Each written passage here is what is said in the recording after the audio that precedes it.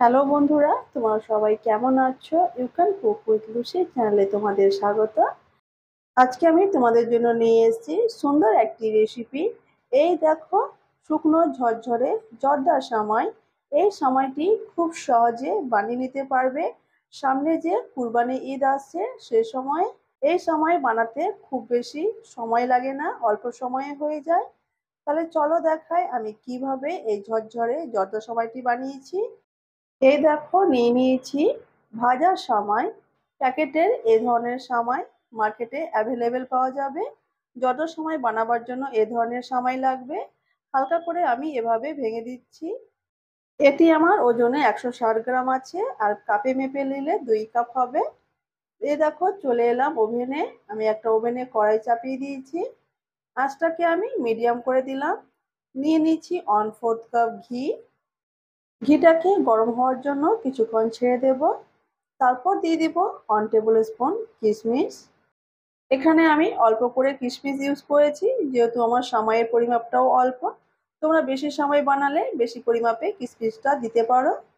এ দেখো, নিয়ে নিয়েছি গ্রেট করা কাজু বাদাম, আর নিয়ে নিচ্ছি আলমন্ড বাদাম। এটাকেও আমি ছোট ছোট পিস করে কেটে নিয়েছি।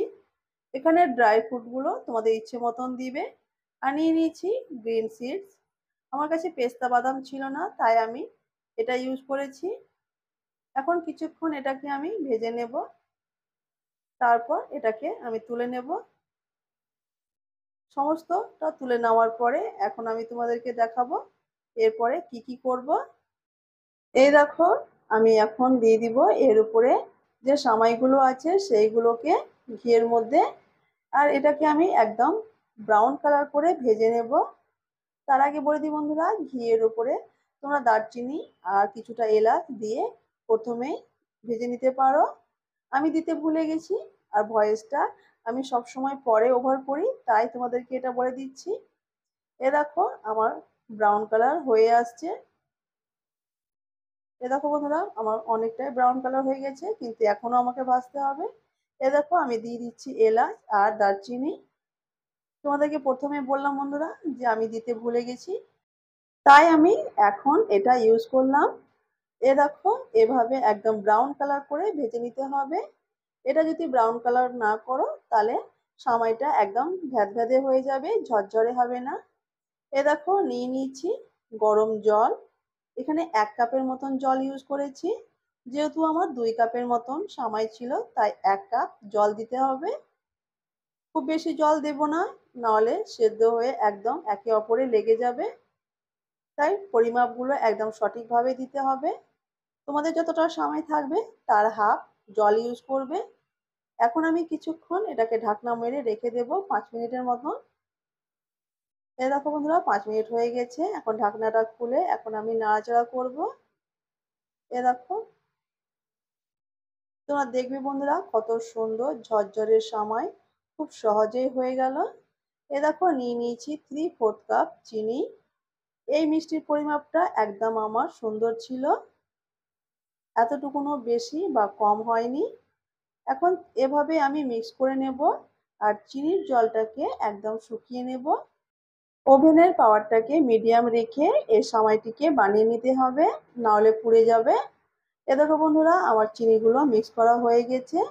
এখন আমি দিয়ে দিব ভেজে রাখা সেই বাদামগুলো।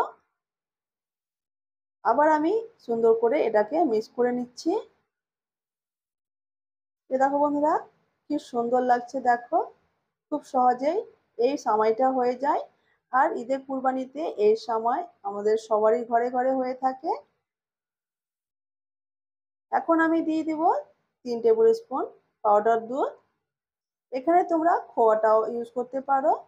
এই পাউডার দুধ খোয়ার মতনই কাজ করবে, আর স্বাদটাকে দ্বিগুণ বাড়িয়ে দেবে।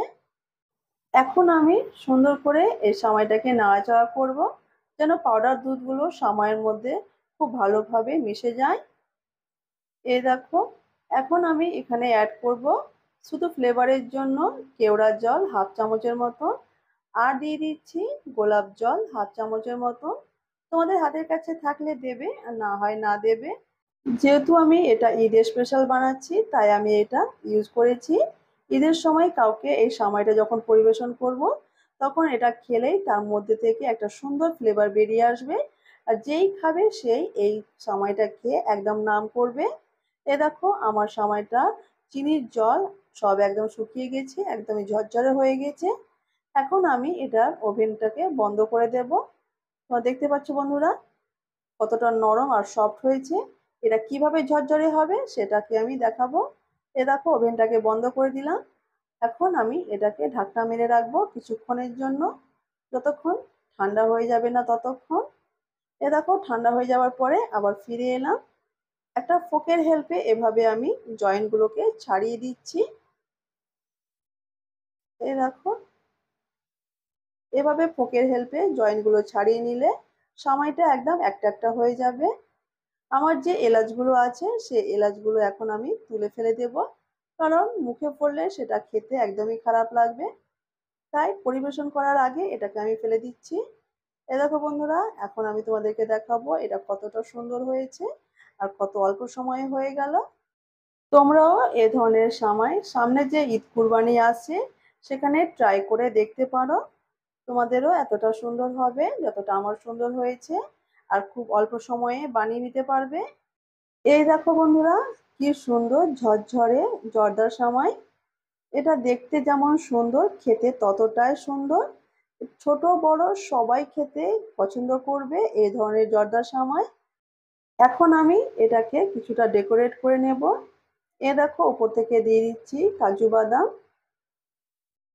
আর দিয়ে দেব কিছুটা গোলাপের পাপড়ি, এটাকে লোভনীয় বানাবার জন্য।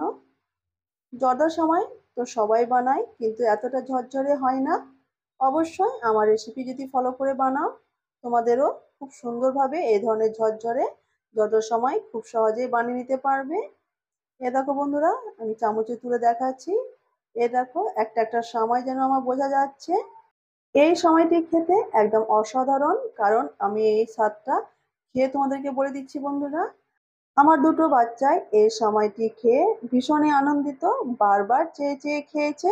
তোমরাও এ ধরনের সময় বানিয়ে বাচ্চাদেরকেও খাওয়াতে পারো। আমার এই ভিডিওটি তোমাদের কেমন লাগলো কমেন্ট বক্সে জানাবে। যদি ভালো লেগে থাকে তাহলে ভিডিওকে একটি লাইক করে চ্যানেলটিকে সাবস্ক্রাইব করে পাশে থাকার অনুরোধ রইল।